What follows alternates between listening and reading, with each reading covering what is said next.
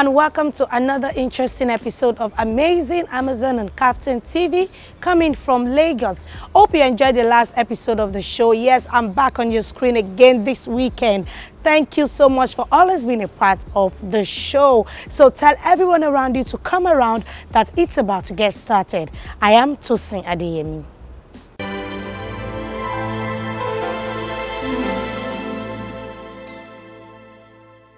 Looking at the increasing unemployment rate in the country, so many Nigerians, some young Nigerians have taken up upon themselves to make sure that entrepreneurship will be the order of the day. Of course, we should know that entrepreneurship is the way out. Yes, it's the way out of the increasing unemployment rate we'll see now. So now, how are people surviving when it comes to business? What are the secrets to sustaining a business? So this is all we are going to be learning on today's episode on the interview segment with my guest who is on standby. So I want you to sit down and relax, and you will be learning a lot today when it comes to business, starting up a business, the things you need to put into consideration when you want to go into business. So I will be talking to a very hard-working lady who has been in the business industry for decades. I mean decades. So join me as I meet my guest.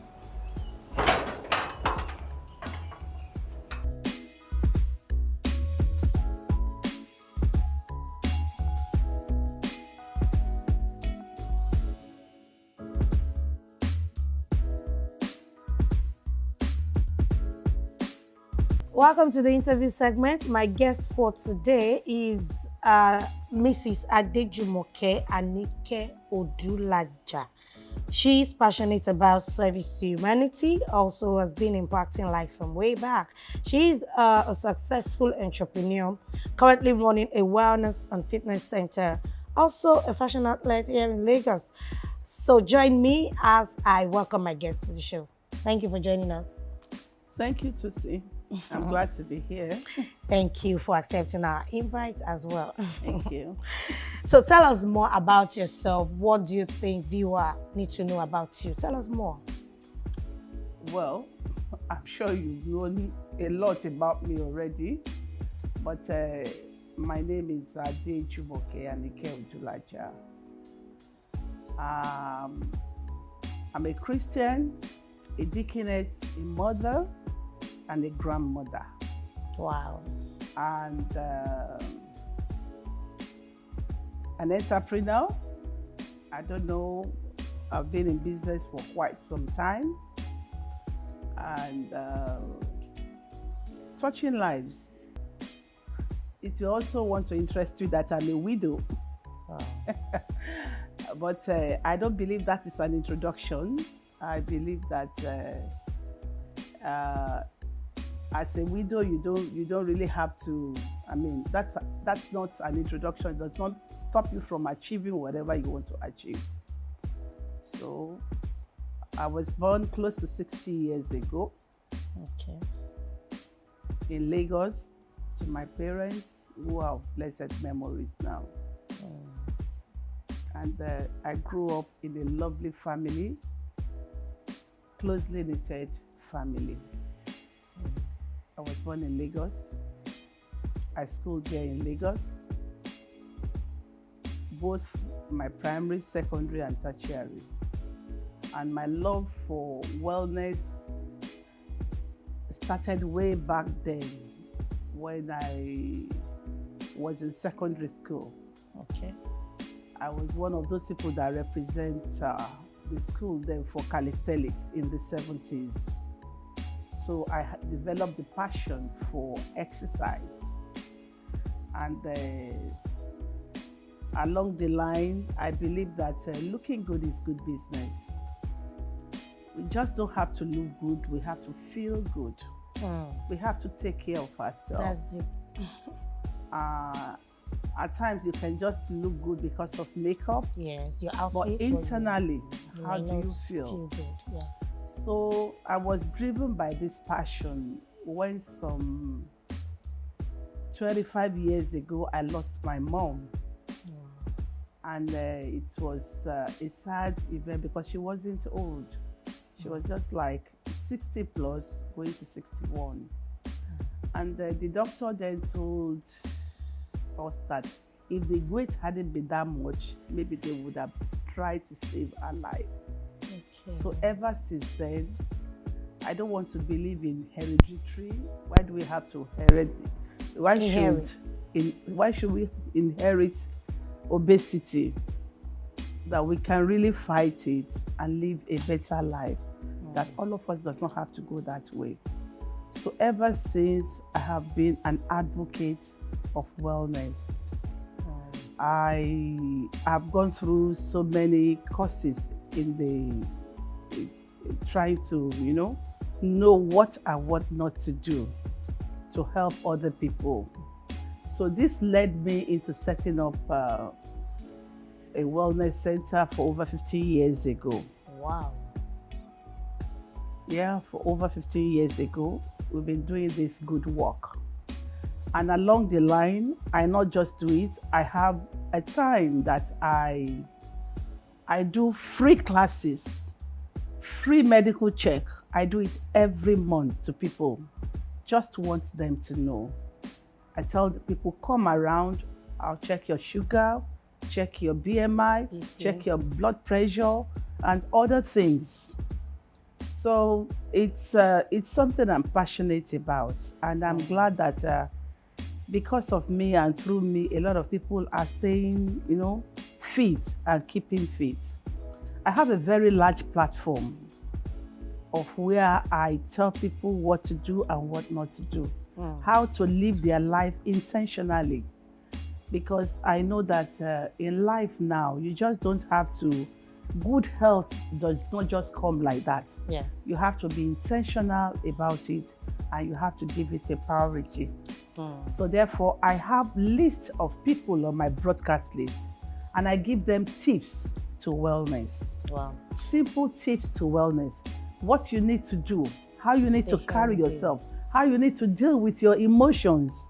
All these things put together can affect your health. How do you attend to stress? Without being told, we know that we are in a country where everybody is at the edge.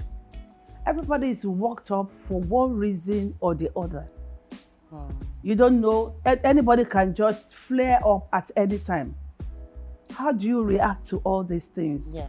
These are very, very important. So I give people tips on how to manage their stress too. Thank you so much for that.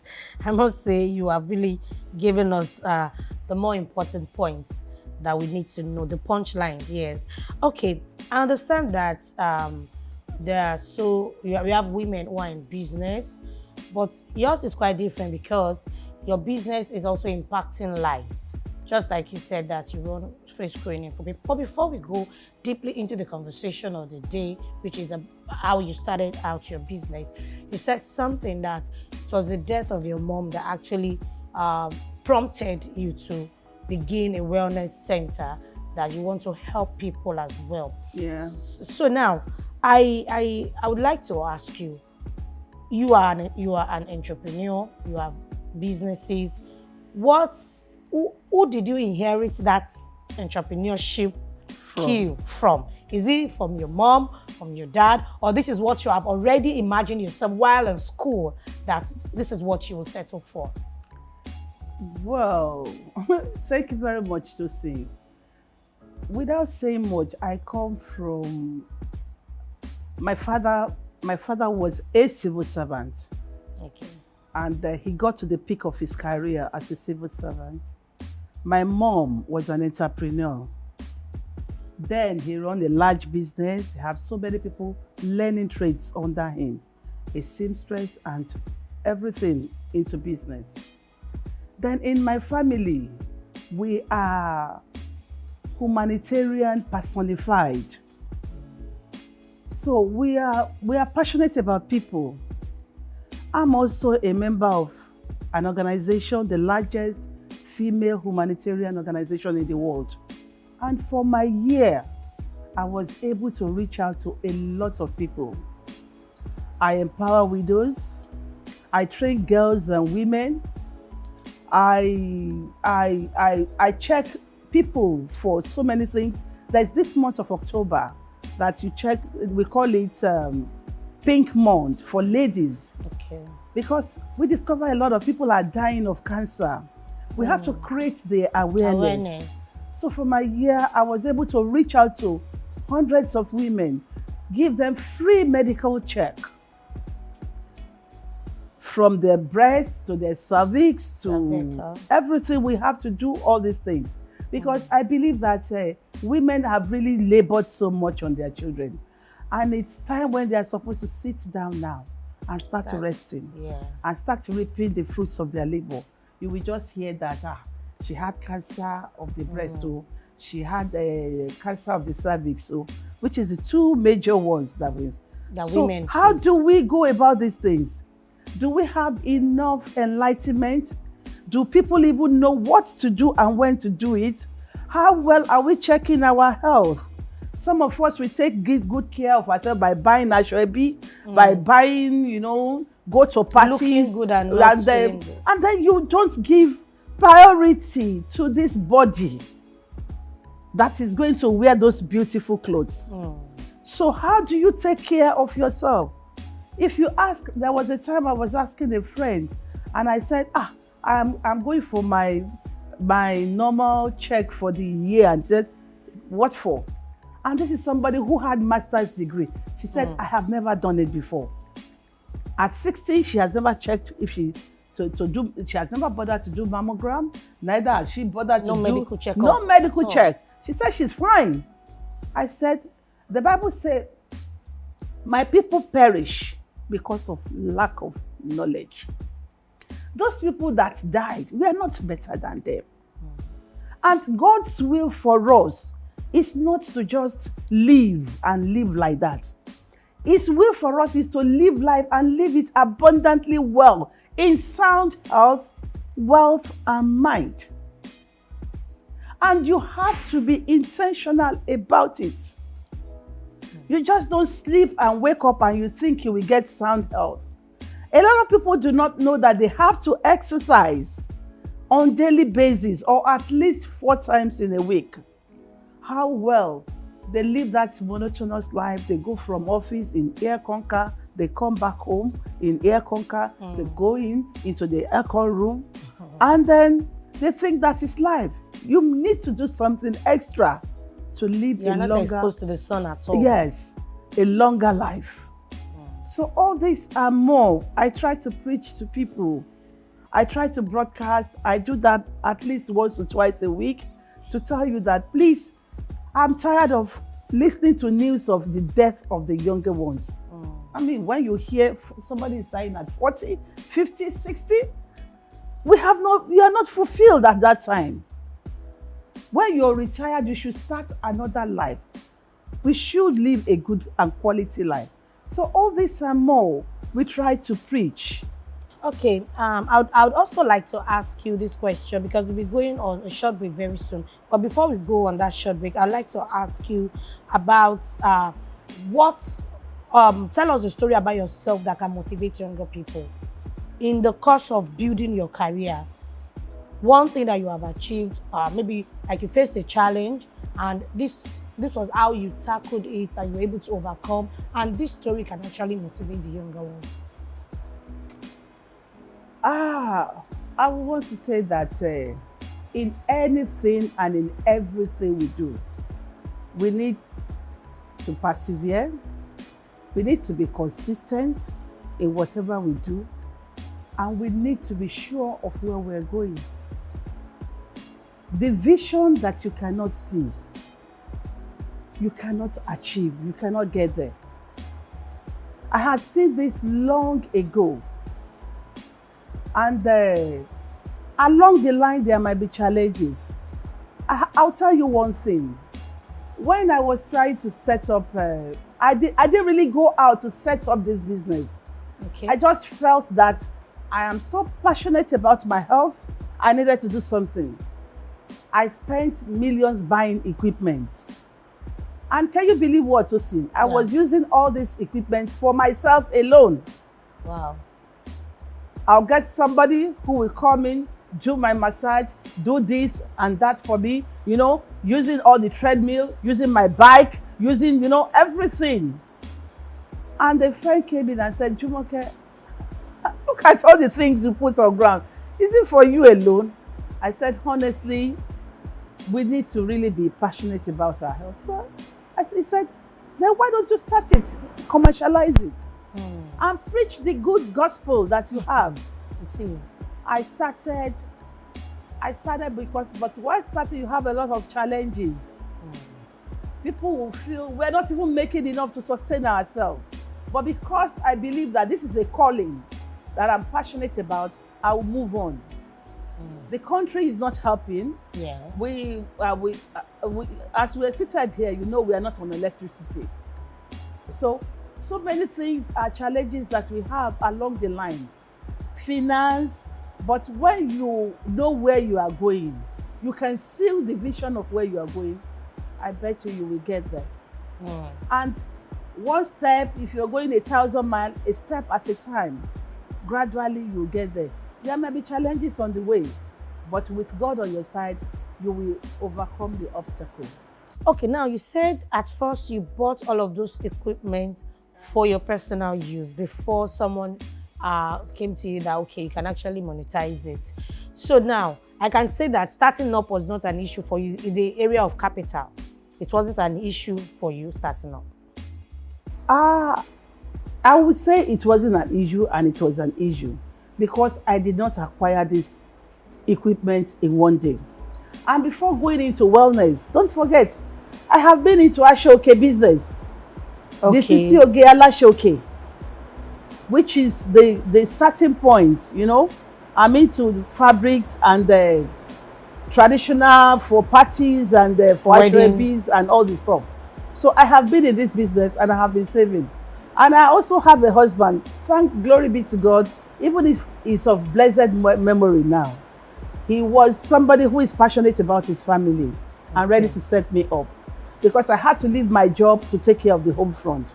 And if I tell him that this is what I want to do, whatever he can do to support me, he has always been there for me. He has always been there for the family and for the children. He's like a pillar of support. God has always helped him to help his family. So I would say that is a big deal in the real sense of it. Yes, but actually I started gradually. So he is always of the advocates that when you are growing in life, you grow gradually. You can start from one room to living in a 2-bedroom apartment to 3 to a duplex. So he grew. God helped him to build his own Jerusalem in Nigeria. So glory be to God. So I started gradually. We didn't just get to where we are in one day.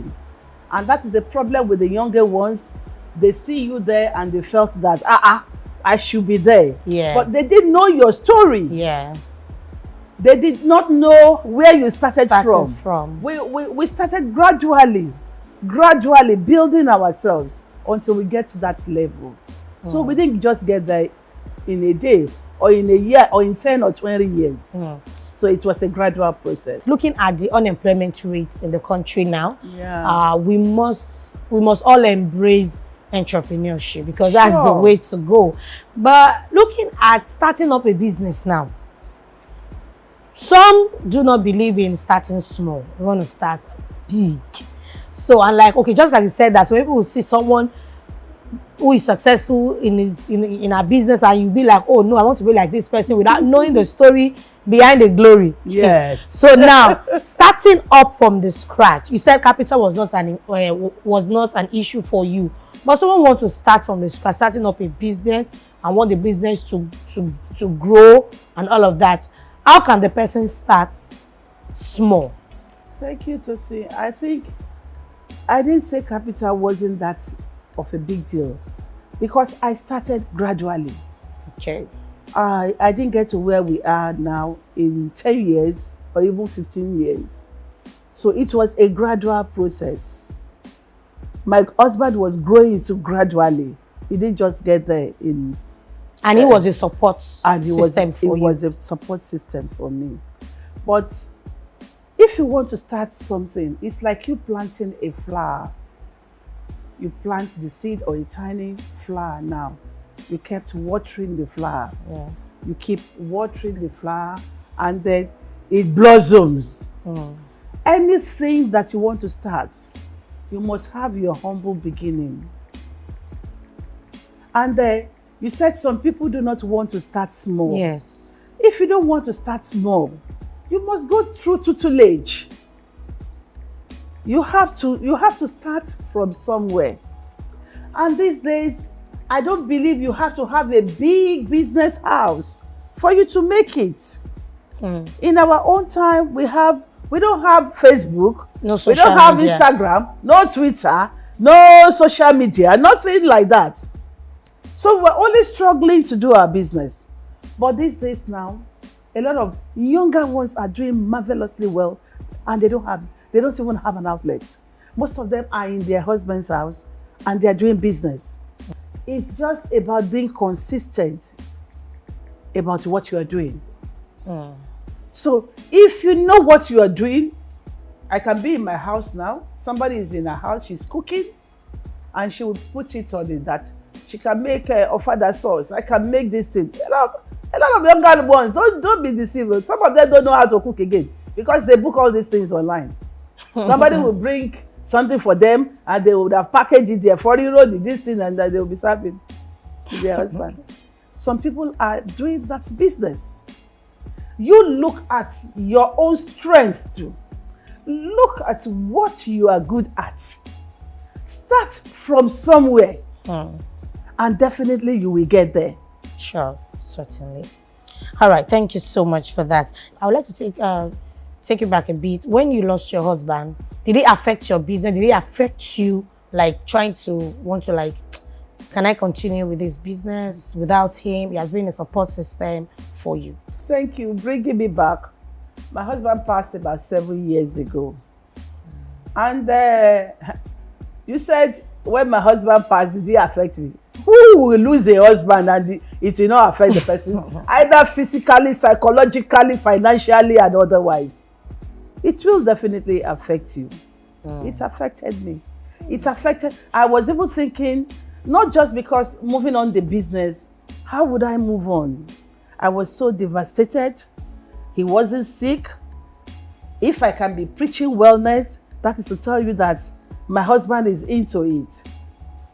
Some of these gadgets, most of these things he bought. So he is passionate about it too. He doesn't drink. He doesn't smoke. He exercises at least 3-4 times a week. And he passed on suddenly after playing the game of his the table tennis he loves playing, right there at the hall. So the shock, it took me time to get out of the shock. But when you think at one reason why you have to go away, then you have hundreds of reasons why you have to stay back. And to the glory of God, we have 3 lovely children. And now I have 3 grandchildren after he had left. Wow. You know, I have three men who are all professionals in their fields. Wow. It's like I have an architect, I have an accountant, and I have an engineer. Wow. That's great. But you know, you have good reasons to move on. I was affected, whether financially and otherwise, I was affected. But the zeal and the passion to always move on. And because of that, serving humanity, I made it a thing that I must do to impact lives. I tried to, every year, I empower widows, look into their area of needs. It may just be 10, it may be 15. I'll do something to support them. I empower them, I train people, I make sure I touch the life of somebody. Lives of people. And this, whenever you do this kind of thing, that gives you, if Joy. somebody can say, because of you, he's able to gives do you this. inner joy. Because of that, it was, out of those women I trained, about 50 of them for my years. Some of them would just see me and run to me, oh yes, I don't know you. You say, you've forgotten. This. I said to God, be that I will embrace the person. I don't even know. It's just like the gospel of Jesus, like just go about, do your good, and then go your way. And God will continue to watch your back. Yeah. And there's nobody that you do business with God. Because to me, I always tell people that when you touch the lives of people, you are directly working for God. Exactly. Because that is what God wants from us. You are impacting lives. In the book of Matthew, he said, I was sick, you came to visit me. I was hungry, you fed me. I was in the prison, you visited me. And the man, I said, God, when did I see you and did all these things? He said, in as much as you have done it to the least of all these ones, you have done it unto me. Oh.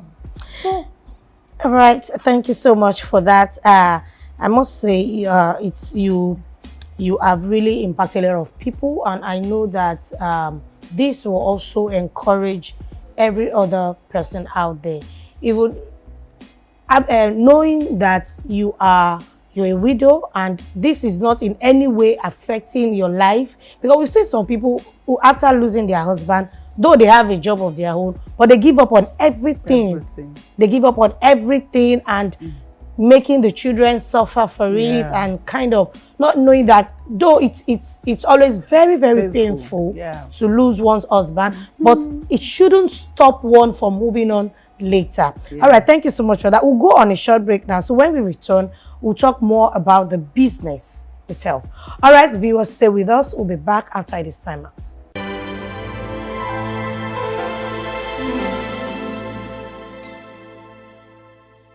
All right, welcome back, and thank you so much for joining us again. Okay, now you have a wellness and fitness center. You also say you're into fabrics. Which of this business did you start first, and how long have you been into it? Thank you, Tosin. I've been into Adejumoke business for over 22 years ago. So I've been into Adejumoke business about 22, 24 years ago. So when did you add up the wellness and fitness? The wellness I added up about 16, 17 years ago. Okay. Yeah. So how have you been managing the business so far? I know that a lot of people also are into Adejumoke business. Yeah. A lot are into this wellness and fitness, and there's so many competition out there. How have you been managing? To the glory of God, we have our set of clients.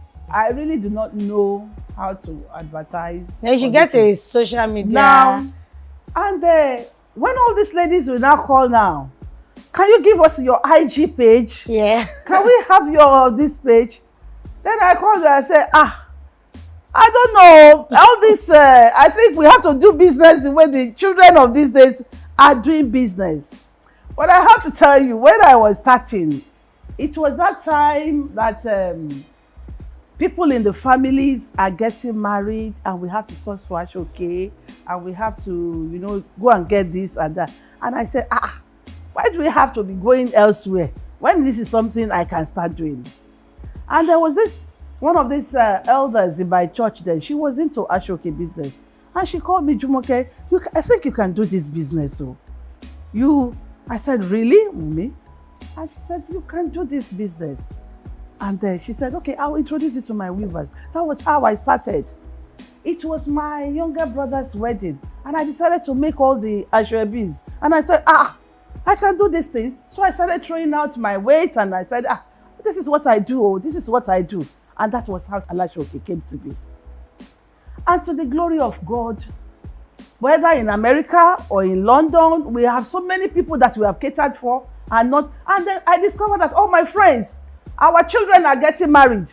And everybody will say, okay, Jumoke, I'm gonna need that show, I'm gonna need that. Gradually, I started, you just started moving on. You just started moving on. You started getting referrals. And then So this is how all my friends I have, to the glory of God, I have friends in high places, and then they will just, some of them won't even come here. They will just say, send the design, ferry, and do this. We check exchanging. I'll tell my driver to pick it up. Okay, I think this is fine. Just go ahead, do this, and that's how we started the Adejumoke business. Just like that, the Adejumoke business kept spreading. Honestly, it's really, we thank God for how far He has brought us, because we're always busy with it. So the issue of my wellness, even though I've been so passionate about it in the past, so I thought I could do something out of it. Like I told you earlier on, that two of my friends that we even started together are of blessed memory now. So, and I look back, if God has given us the grace to be alive, why can't we impact lives and tell them how to live? Some of us, it's just our lifestyle we need to change, and we will get it right. So if there's nobody to create this awareness, how will they know? So I decided to be an advocate for wellness and for a longer life, because I'm always too pained when I hear of people's death. And that is why I tell people, check yourself, because early detection is just what you need. Yeah. We are at the time that we should just sit back down. Okay, we have finished training children, and grandchildren are coming. Okay, let us just go out there now, cruise now. We have walked, we have, and suddenly death will come in. You know how painful that could be? So, but because I work with women, I belong to the women group. We are always passionate about it. And look at me, I don't even have a girl. All my children are boys. Are boys. But I am passionate about the women, because I believe that if you train a woman, it's like training a whole generation. A whole town or community. And it's only a woman that will not sit back and watch her children suffer. Yeah. It's only a woman that will go out of her ways to source for money to make sure her children are well taken care of. So I am advocate of wellness, and that was how I had to go into it, and also to keep reminding myself that you have to do what you are preaching. Do you know you can be the preacher of the word and not be the doer of the word? Yeah, you must also do what you So teach. you have to do what you are preaching. Yeah. So it's just a reminder for myself that this is what you preach. Like if they tell you, if I get to my meeting in Inner Will now, I tell them, you must not serve soft drink at any gathering. If you cannot afford to give us fresh juice, please give us water. So, and I'm an advocate of it. And it's like you come in here and you see Coca-Cola in front of me. I'm sure like 1,000 people want to tear me to be say, how can you be drinking Coke? They know I will not take it, because I tag everything as poison. Even though my father was old before he passed at the age of 83, he also died of diabetes. So it runs in the family, and I know this kind of illness is hereditary. So I have to start watching that my sugar level does not go up. So what you have to do, what you are preaching. So every morning I wake up and make sure I do 1 hour exercise. I gather people to do together. We do dancing classes to motivate ourselves. The younger ones, the older ones. We even have an 85-year-old woman always joining us in our dancing class. Wow. And when we see people like that, it's just like they're telling us that our own tomorrow will be fine. Yeah. Before I come out of my house, she's out on the streets. Oh, Jumoke, mommy, you are out. And I said, yes. Okay, let's walk together. So you have to be an advocate. You have to preach. You have to do what you preach. You cannot be talking about something and you are not doing it yourself. And you're not doing it. Preaching wellness and not taking care of yourself. And people see you. You cannot even, at your age, you cannot even wear heels. I love heels. And I love to wear pants. I love to dress well. Yeah. And the moment you start looking at yourself and you don't like yourself in the mirror, there's problem. So how do I keep fit? How do I keep well? To the glory of God, I'm going to be 60 this year. Wow. So, and I still want to maintain that and tell the younger ones that you can still look good even in your old age. So I have to be the doer of what I preach. Okay, now talking about businesses. Yeah. Because we want to talk about future of business. Now, there is usually the saying that you need to understand the basics of a business before venturing into Yeah. it. So now, someone who wants to start up a business, do you need, because we've seen, I know personally, like few women who would want to start up a business. They'll start up this particular business. They'll run it for like 2 years. 2 years. Not Close. 2 years is even too It's far. much. Like 1 year, 6 months. Then they done that. They move to another business. They'll do it for a while and forget about it. Move to another business. Then forget about it. You know, and it'll be like, don't you know what you want? They are not consistent. There will be trying period in any business you are doing. Of course, there are periods where you are not going to break through, but ability to stay afloat during that time is very, very important. But it's also necessary for you to also know if the business you are into is the right business for you. Because some people go into business for different reasons, though some might go into business just because, my Somebody friend is is doing into it. this business and is making cool money. Did you pray about it? Is that your line of business? Anything you want to go into, you have to prayerfully go into it. You have to be prayerfully going to it before you go into it. Without God, we are nothing. Let God direct you. If you don't leave everything in the hands of God, you cannot see his hands in everything. So you must seek for knowledge. You must seek for his advice. You must seek for what he thinks you should do. God can just tell you that work you are doing, you better leave it and go and start selling pepper. Just be distributing pepper. I know of somebody who sells pepper and she has built about 2 houses in this Lagos. Wow. People, and so many of my friends, we have people that will just say, okay, money data, money did this, money, and they will supply it to your house. And she's even doing it in a corporate manner. Wow. So if you want to be a pepper seller, be the best of pepper seller. If you want to be a meat seller, be the best of meat seller. What time are you putting into your business? We have all the machineries now. In those days, we don't have it. I can just sit in my office now and create a group and a platform and start dishing out informations. Now, for younger people, ladies especially, who want to start up a business, and I've seen someone who has achieved, and you are looking at the person, admiring the person from afar, that, oh no, I want to be like this person, I want to do this. But they are not just attaining that position. So would you say they are like slacking in an area, in one area or the other? Thank you, Tosin. I think is a kind of a misplaced priority. Okay. You know, a lot of ladies, like, well, maybe I should just focus on ladies now, misplace their priorities, honestly.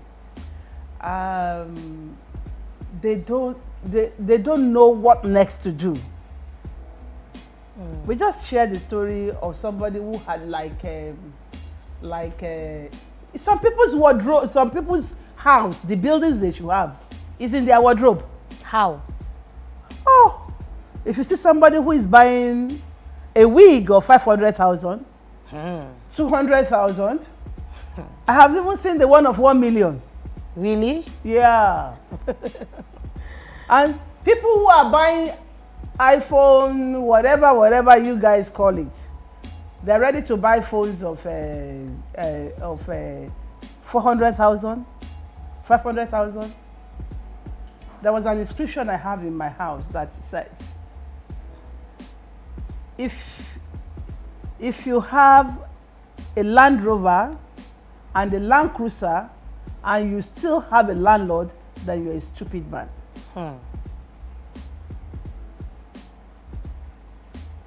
Some people, the investment they should have and even give to their children yet unborn is in their wardrobes. They will see somebody from afar because she's carrying a bag of 50,000 or 100,000. That's what they want. And they have not achieved anything in life. If they decide to sit back today, what income what income are they going to be getting? You know, some people, even if you don't work, you sit down, money still comes from you. That is when you know you're living. So, but they have to sacrifice something for a better future. They don't have to use everything. It's a gradual process. You have your husband, you want your husband to buy a wig of 200,000 for you today, buy another one of 500,000 tomorrow. You don't even have a piece of land that you can call your own. Talk less of having a 3-bedroom apartment. And you want to be paying 2 million rent somewhere. Because you cannot live in Ikorodu. And you cannot live in Ikotu.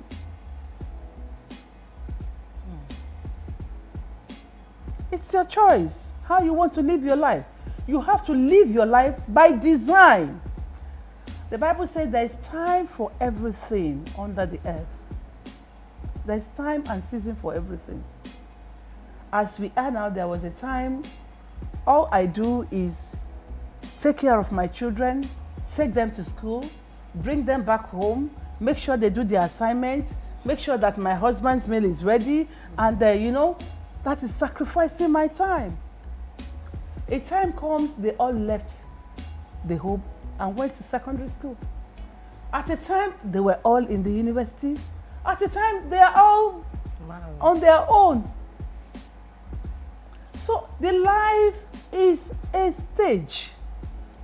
You cannot skip stage 1 and jump to stage 4. You must pass through. You have to pass through all those phases.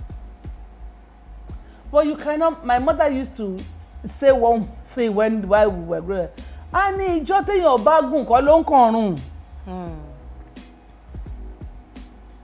Amama bomirin ni. You just have to grow gradually. But what you see now is that they don't even want to grow gradually. They want to jump, then get there. They just want to, you know, we'll get there. Whatever it takes, we will get there. At 30, they want to ride a Land Cruiser. They want to belong. I guess that's the language they use. That they want to belong. Some of them are lucky, in actual sense of it. Some of them are lucky. They meet with the right kind of people they are supposed to meet with. But most of them are unlucky. Don't look at other people's time.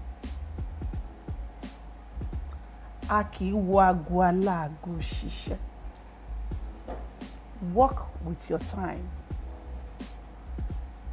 Like the Bible says that there is time for everything. Your own time will come if you're consistent, if you're hardworking, and if you're truthful in whatever you are doing. That is important too. A lot of people are not truthful. They are out there to deal people and just be smart on people. God is waiting for you. You are not going to go scot-free. You are not going to. Ondro. All right, thank you so much for that. On the final note, I believe that this message you have just passed now is going to really, I know that a lot of people have gotten their own point. You've gotten your own phrase, your own line there, which is first, you need to prioritize what you do. Then secondly, you need to be truthful, be consistent. Your time will come. Do not use another person's timing for your own. You need to wait for your time. Your time will definitely come. And we shouldn't skip any stage. Yes. Whatsoever. You need and to that pass waiting through. period is important. The waiting period. You know, the waiting period can be frustrating at times. Yes. Yes. And that's why you have to lean on God. Yeah, it can That's be why you have to. frustrating He said, "Cast all your cares upon me, for I care for you." Yeah, that's the word. Yeah. That's the word. You need to just be consistent, and your waiting period, just be focused, do not lose guard. And okay, finally, on a final note, your business, what you do, how do you leverage on social media? Because I believe we're in social media age. Yes. And you cannot compare this age with when you started. So how are you leveraging on social media? Honestly, I have to say that we are moving on gradually on the social media, but we're not there yet. A lot of people has already come in to tell me that you are not doing enough on social media. And I have been told that I have to get a social media manager. Okay. But I just felt that people know the what, they know what, but the age and time has really passed that. And like I said in the beginning, all these young ladies are, can I have your IG page, please? Can I have your this thing? And I'll say, old school, no, and new school. We are in between now. You don't have to be in between again. Now we have to take a stand, because if you don't stand for something, I'm an advocate of that, you will fall for everything. Now we have to take a stand with the social media. Yeah. I have a group, a team of people working on that for me now, and how we have to, launch ourselves to social media. Honestly, Tosin, we will get there. Yes, we will get there. We are getting there. The generation they came back to us now, we don't even have color television. Yes. Not to talk of phone. Not to talk of but things are much more easier now. But the now. world is now a global village. Yes, very small. What we are doing here can be seen in Australia. Yes. It can be seen all in over America. the world. It can be seen all in UK. over the world. So we need to prioritize that social media aspect. Yeah. Honestly, we're not there yet. We're not there. I don't have to deceive you. Yeah. But I'm telling you that if you come back next time, I will tell you we're there. Yes. There's a place they call there that we are there. Exactly, that's the spirit. Yes, we are getting there. We all are on the way. Yes. We are work in progress. Yeah. All right, thank you so much for your time on the show. I really appreciate all of our conversation, your time. Also, thank you so much. All right, viewer, I hope you have learned one or two things. Yes, our guest for today, Mrs. Adejumoke, just gave us tips, gave us secrets. Yes, she gave us secrets too. She gave us tips of being a successful woman. So I hope you have picked your own line, you've picked your own phrase, you picked what you're going to work with when you get back home. All right, this is where we wrap up the show, the interview segment for today. We'll take the quote, thereafter we wrap up. Stay with us.